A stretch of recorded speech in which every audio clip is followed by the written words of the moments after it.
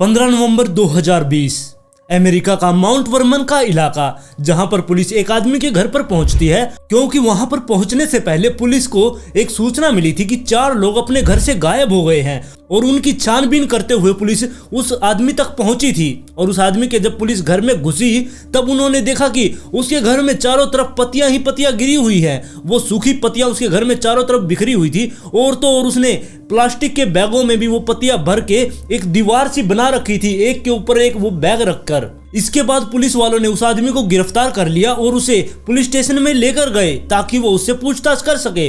और जब उससे पूछताछ शुरू की गई तब वो 2 दिन तक तो उसने कुछ भी पुलिस वालों को नहीं बताया। वो बिल्कुल चुपचाप वहां पर बैठा रहता।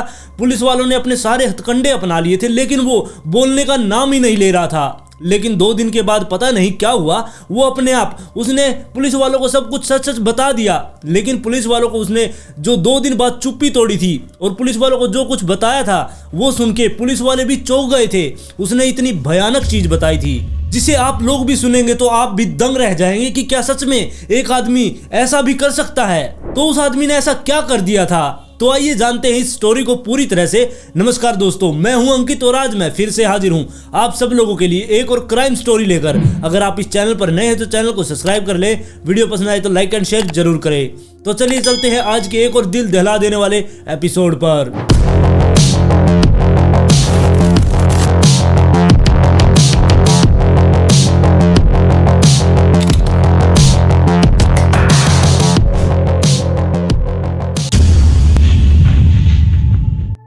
10 नवंबर 2020 अमेरिका के माउंट वर्मन के ओहायो सिटी में एक महिला रहा करती जिसका नाम टीना रोज हरमन था। वो महिला वहां पर अपने 2 बच्चों के साथ रहा करती। जो उसकी बड़ी बेटी थी उसका नाम सारा था और जो उसका छोटा बेटा था उसका नाम कोडी था।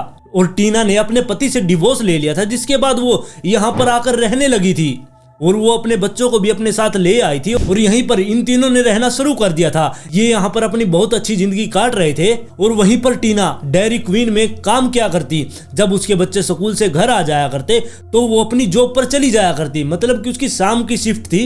और 10 नवंबर को भी टीना को अपने काम पर जाना था, यानी कि डेयरी क्वीन में जाना था। लेकिन वो उस दिन डेयरी क्वीन में नहीं पहुंचती। वहां की जो मैनेजर थी उसको टीना की चिंता हुई और उसने पुलिस वालों को फोन कर दिया, क्योंकि टीना ने ऐसा पहले कभी भी नहीं किया। क्योंकि अगर वो नहीं आया करती तो वो पहले ही फोन करके बता दिया करती। ऐसा उसने आज पहली बार किया था। इसलिए जो डेयरी क्वीन की मैनेजर थी उसको टीना की चिंता हो गई और उसने पुलिस वालों को फोन कर दिया और पुलिस वालों को बताया कि आप एक बार जाकर टीना के घर पर चेक करिए, मुझे वहां पर कुछ भी ठीक नहीं लग रहा। जिसके बाद पुलिस वाले टीना के घर पर जाते हैं और वहां पर जाने के बाद वो टीना का गेट खटखटाते हैं लेकिन अंदर से कोई भी आवाज नहीं आ रही थी। और साथ में उन्होंने देखा कि अंदर और बाहर दोनों की लाइट बंद है। जिसके बाद उन्होंने सोचा कि शायद हो सकता है ये कहीं घूमने के लिए बाहर गए होंगे। इसलिए पुलिस वाले ज्यादा कुछ टेंशन नहीं लेते, वो इतना कुछ ज्यादा ध्यान नहीं देते। जिसके बाद वो वापस से लौट जाते हैं। लेकिन उससे अगले दिन यानी कि 11 नवंबर के दिन पुलिस वालों के पास एक और मिसिंग रिपोर्ट आती है। और जिस महिला की वो मिसिंग रिपोर्ट लिखवाई गई थी वो स्टेफनी थी, यानी कि वो टीना की बहुत अच्छी एक दोस्त थी और वो भी वहीं पर रहा करती जहां पर टीना रहा करती। पुलिस वालों को बाद में पता चला कि टीना अपना घर शिफ्ट करना चाहती थी। वो डेयरी क्वीन के पास ही अपना घर लेना चाहती थी क्योंकि उसे आने जाने में बहुत ज्यादा टाइम लग जाया करता। इसलिए उस दिन यानी कि 10 नवंबर के दिन उसकी फ्रेंड उसकी मदद करने के लिए वहां पर आई थी, लेकिन वो भी उस दिन से ही गायब है। और दूसरी तरफ जो डेयरी क्वीन की मैनेजर थी उसे टीना की बहुत ही ज्यादा चिंता हो रही थी। इसलिए वो खुद ही अपनी गाड़ी उठाती है और सीधा ही टीना के घर पर पहुंच जाती है। जिसके बाद वो अंदर जाने से पहले वो बाहर का जो नजारा उसने देखा वो देखकर वो बहुत ज्यादा वहां पर चकरा गई थी। जिसके बाद उसने पुलिस वालों को फोन किया। I called in last night about Tina Herman being missing. I am out of her house now. There is blood everywhere. और पुलिस वालों को फोन करके उसने बताया कि टीना के घर के अंदर जरूर ना कुछ तो यहाँ पर बहुत भयानक हुआ है, क्योंकि अंदर से बहुत सारा खून बाहर की तरफ बहकर आ रहा है। ये सुनते ही पुलिस वाले सीधे ही अपनी गाड़ी उठाते हैं और फौरन वो टीना के घर पर पहुंच जाते हैं। टीना के घर पर आने के बाद जब पुलिस वाले उस घर में घुसे, वो घर में जो कुछ उन्होंने देखा वो देखकर पुलिस वाले एकदम से चौंक गए थे, क्योंकि पूरे घर में चारों तरफ खून ही खून बिखरा हुआ था। पुलिस वालों को पहले ये लग रहा था कि किसी ने हॉल में उन सब का मर्डर किया और मर्डर करने के बाद उनको बेडरूम तक वो घसीट कर लेकर गया है। और इसके बाद पुलिस वाले जब बाथरूम में पहुंचे वहां पर भी बाथटब में बहुत सारा खून पड़ा हुआ था। पुलिस वाले ये सारा खून देखकर चौंक गए थे। पुलिस वालों ने वहां पर ढूंढने की भी कोशिश की कि यहाँ पर कोई डेड बॉडी मिल जाए, लेकिन वहां पर कोई भी डेड बॉडी पुलिस वालों के हाथ नहीं लगी। जिसके बाद पुलिस वालों को कुछ समझ नहीं आ रहा था कि यहाँ पर कितने लोगों का मर्डर हुआ है और कितने लोग यहाँ पर जिंदा थे। पुलिस वाले जब किचन में गए, वहां पर पुलिस वालों को एक पैकेट के अंदर ग्रोसरी का सामान भी मिलता है, जो कि टीना ने 10 नवंबर को खरीदा होगा और उसके ऊपर टाइम लिखा था कि 12 बजे वो सामान उस स्टोर से खरीदा गया था। जिसके बाद पुलिस वालों ने अपना दिमाग लगाया, उन्होंने सोचा शायद हो सकता है कि टीना जब अपने घर के अंदर आई उससे पहले ही वो हत्यारा घर के अंदर छुपा हुआ था। उसने आते ही टीना के ऊपर हमला कर दिया और हो सकता है कि साथ में तभी उसकी दोस्त भी वहां पर पहुंच गई हो, जिसे देखकर वो डर गया और उन दोनों को ही उसने मार दिया। जिसके बाद टीना के बच्चे स्कूल से आए होंगे और उनको भी उसने मार दिया होगा। और इसके बाद पुलिस वाले उन खून का पीछा करते हुए, जो खून के धब्बे बने हुए थे उनका पीछा करते हुए वो गैरेज तक पहुंचे और गैरेज के अंदर उन्होंने देखा कि वहां पर जो टीना की गाड़ी थी वो वहां पर नहीं खड़ी थी। जिसके बाद उन्हें लग रहा था कि जो टीना की गाड़ी है उसी का इसमें इस्तेमाल किया गया है। जिसने भी उन चारों को पहले मारा है या फिर उनमें से कोई जिंदा है, उनको उसने उठाकर इस गाड़ी में डाला होगा और गाड़ी को लेकर यहाँ से भाग गया होगा। और पुलिस वालों को इस घर से एक क्लू भी मिला। यहाँ पर पुलिस वालों को एक बैग मिला था जो कि वॉलमार्ट का था और उसके अंदर एक तिरपाल था और उसके अंदर कोई रसीद नहीं थी जिससे ये पता चल सके कि ये किसने खरीदा था। और इन सब के बाद पुलिस ने आस पड़ोस में पूछताछ शुरू कर दी और साथ में ही टीना के बॉयफ्रेंड को भी पुलिस स्टेशन बुलाया गया। और ये बॉयफ्रेंड टीना का दूसरा बॉयफ्रेंड था जिसके साथ वो अब रिलेशनशिप में थी। उससे बातचीत करते हुए पुलिस वालों को ऐसा कुछ भी नहीं मिला जिससे उसके ऊपर शक किया जाए। और इसके 1-2 दिन के बाद पुलिस वालों को टीना के घर से 7 माइल्स दूर टीना की गाड़ी भी मिल जाती है। जिसके बाद पुलिस उस गाड़ी के पास पहुंचती है और उसको चेक करती है। तब पुलिस वालों ने देखा कि वो गाड़ी बिल्कुल साफ कर दी गई थी। वो गाड़ी इतनी ज्यादा साफ कर दी गई थी कि उसके अंदर से पुलिस वालों को कोई भी सबूत नहीं मिलता। जिसके बाद पुलिस वाले समझ गए थे कि इस सारे कांड में एक गाड़ी और इस्तेमाल की गई थी, मतलब कि ये टीना वाली गाड़ी उसके घर से लेकर वहां तक पहुंची होगी जहां पर वो गाड़ी अब मिली थी। और इसके बाद इस गाड़ी में से डेड बॉडी निकालकर दूसरी गाड़ी में डाल दी गई होगी और यहां से वो लेकर चला गया होगा। अब पुलिस वालों को कुछ समझ नहीं आ रहा था, इसलिए पुलिस वालों ने जो वहां पर बैग मिला था, जो टीना के घर पर वॉलमार्ट का बैग मिला था, वो एक लोकल वॉलमार्ट से खरीदा गया था। जिसके बाद पुलिस वाले उस वॉलमार्ट में पहुंचते हैं और वहां पर जाने के बाद वो सीसीटीवी फुटेज खंगालते हैं। और जब सीसीटीवी फुटेज पुलिस वालों ने देखी तब पुलिस वालों को वो आदमी मिल गया था जिसने वो बैग वहां से खरीदा था। अब पुलिस वालों के पास एक चेहरा था जो कि उस आदमी का था जिसने वो बैग खरीदा था, लेकिन पुलिस वालों को उस आदमी के बारे में नहीं पता था कि वो है कौन और कहां पर रहता है। पुलिस वालों ने यह भी देखा कि वो आदमी एक गाड़ी में जाकर बैठता है और वो गाड़ी वहां से बाहर निकलती है, लेकिन उसकी नंबर प्लेट पुलिस वालों को दिखाई नहीं दी। लेकिन पुलिस वालों को यह पता चल गया कि ये गाड़ी टोयोटा की हैरिस गाड़ी थी। जिसके बाद पुलिस वाले टोयोटा की जितनी भी हैरिस गाड़ी थी उन सब की डिटेल निकलवा लेते हैं। और इस आदमी को ढूंढने के लिए पुलिस वालों ने बहुत ज्यादा मेहनत की और पुलिस वालों को वो आदमी मिल भी गया। उस आदमी का नाम मैथ्यू ऑफमैन था और पुलिस वालों ने मैथ्यू की अब हिस्ट्री खंगालना शुरू किया। तब पुलिस वालों को पता चला कि वो एक 30 साल का आदमी है।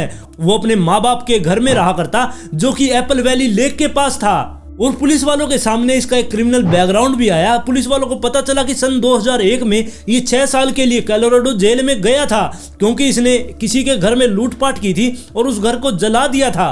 और पुलिस वालों को पता चल चुका था कि ये छोटी मोटी चोरियां किया करता और साथ ही इसका हाथ बहुत ज्यादा साफ था, मतलब कि किसी के भी घर में ये चुपचाप से चुपके से घुस जाया करता। और अब फिलहाल मैथ्यू ओहायो में ही रहा करता। वो वहां पर एक ट्री ट्रिमर का काम कर रहा था, यानी कि वो पेड़ों को काटा करता या फिर उनकी छटाई वगैरह किया करता। और साथ में ही उसे गिलहरी खाने का बहुत ज्यादा शौक था। वो बगीचों से पकड़ पकड़ के गिलहरी भी खाया करता, जिसकी वजह से आसपास के लोगों ने उसका नाम वियर्डो रख दिया था, क्योंकि वो एक अजीब सा आदमी था। लोगों को समझ नहीं आया करता कि वो ऐसा कैसा आदमी है। 15 नवंबर के दिन पुलिस वालों को मैथ्यू के घर का सर्च वारंट मिल गया था, जिसके बाद पुलिस वाले उसके घर की तरफ रवाना हो गए। और उसके घर पर जब पुलिस वाले पहुंचे तब उसके गेट को खटखटाया गया। गेट खटखटाने के बाद पुलिस वाले जब उसके घर के अंदर घुसे तब पुलिस वाले देखकर चौंक गए थे, क्योंकि उसके पूरे घर में पेड़ की छोटी छोटी सूखी पत्तियां बिखरी हुई थी। और ये नहीं कि वो 2-4 पत्तियां थी, वो पूरा का पूरा ढेर लगा हुआ था। और तो और उसने प्लास्टिक के बैगों में भी भर भर के वो पत्तियां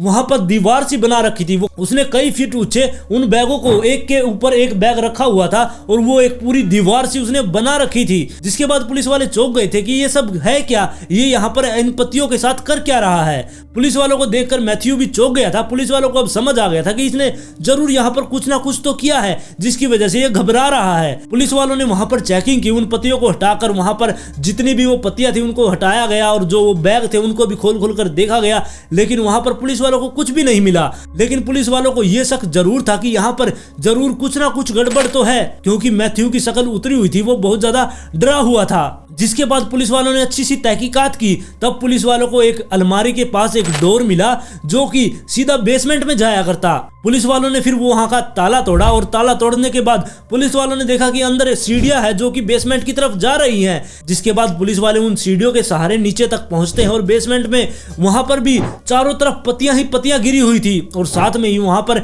एक बेड बनाया गया था। मतलब कि जो गद्दा था उस बेड का, उसके अंदर पेड़ की छोटी छोटी पत्तियां भरकर वो बेड बनाया गया था और उस बेड के ऊपर एक लड़की बैठी थी और वो लड़की और कोई नहीं, वो 13 साल की सारा थी।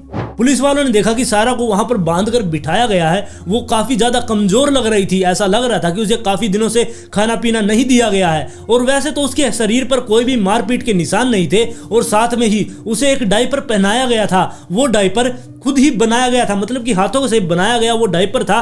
उसमें टेप वगैरह और उसके अंदर कुछ कपड़े वगैरह डालकर वो डायपर बनाया गया था। अब ये सब मिलने के बाद पुलिस वालों ने उससे और ज्यादा जोर से पूछने की कोशिश की, लेकिन मैथ्यू अभी भी कुछ भी नहीं बता रहा था। पुलिस वालों ने फिर अपनी थ्योरी बनाई। उन्होंने सोचा कि ये पहले चोर था, इसलिए शायद हो सकता है कि ये चोरी करने के इरादे से टीना और के घर पर घुसा हो और जिस टाइम ये उस घर में घुसा था उस टाइम पर टीना और उनके बच्चे घर पर नहीं थे। लेकिन जब ये चोरी कर रहा था उस टाइम पर टीना अपने घर में आ गई और टीना को देखकर ये घबरा गया और इसने टीना के ऊपर हमला कर दिया। और टीना पर जब ये हमला कर रहा था तभी उसकी फ्रेंड भी वहां पर आ गई। इन दोनों मारने के बाद ये वहां पर बैठकर वेट करने लगा और ताकि इनके बच्चे भी वहां पर आए। और बच्चे आने के बाद इसने कोडी को भी वहां पर मार दिया और इसने सारा को किडनैप करके अपने घर पर लाकर रख दिया। पुलिस वालों को लग रहा था कि ये सिर्फ सारा को ये किडनैप करने के लिए ये सारा प्लान इसने बनाया था। और सारा को जब ये बेसमेंट में बांध कर रखा करता, वहां पर इस सारा को खाने के लिए दलिया और ओट्स दिया करता, वो भी सड़े हुए दूध में, और साथ में ही वो उसको फिजिकल अब्यूज भी किया करता। अब पुलिस वाले सीधे ही मैथ्यू को पकड़कर पुलिस स्टेशन ले जाते हैं और वहां पर जाकर उससे पूछताछ शुरू कर देते हैं। लेकिन मैथ्यू अभी भी कुछ नहीं बोलता। वो 12 घंटे तक उसने पहले तो पुलिस को कुछ भी नहीं बताया, लेकिन 12 घंटे के बाद पुलिस वालों को उसने कुछ अजीब सी बातें की, लेकिन वो बोला नहीं। उसने अलग सी साइन लैंग्वेज में पुलिस वालों को कुछ बताने की कोशिश की।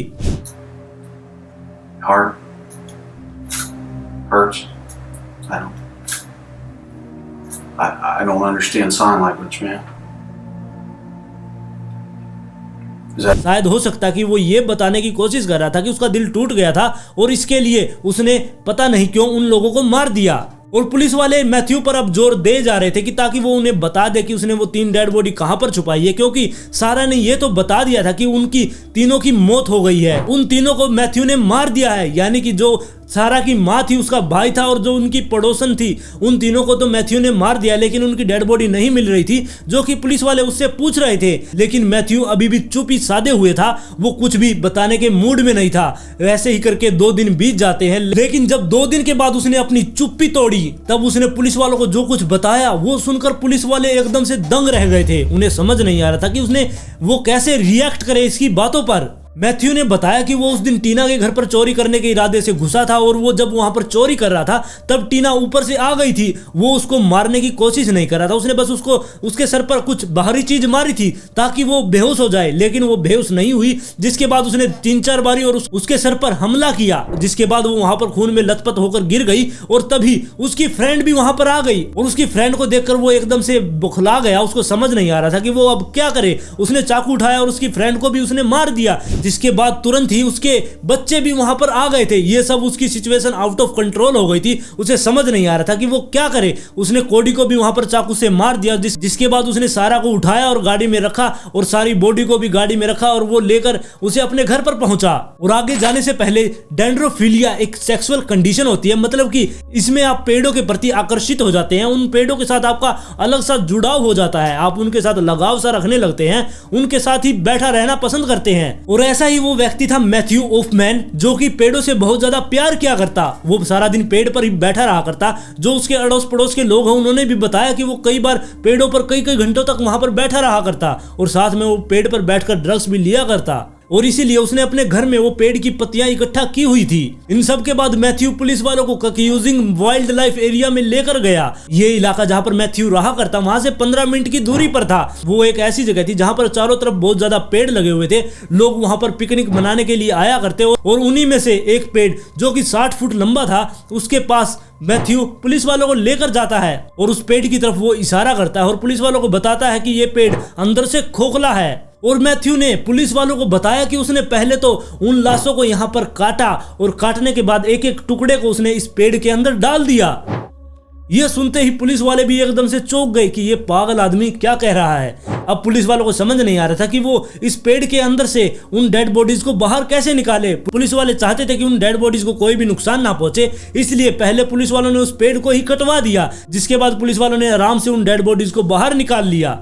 अब इसके बाद पुलिस वाले इसे पकड़कर अदालत में ले जाते हैं और वहां पर इसके ऊपर केस चलने लगता है और अदालत में इसके ऊपर केस चलता है और अदालत इसे उम्र कैद की सजा दे देती है। आज की स्टोरी में बस इतना ही। आप लोग इस स्टोरी के बारे में अपनी राय मुझे कमेंट में जरूर दें। अगर आप इस चैनल पर नए हैं तो चैनल को सब्सक्राइब कर ले, वीडियो पसंद आए तो लाइक एंड शेयर जरूर करें।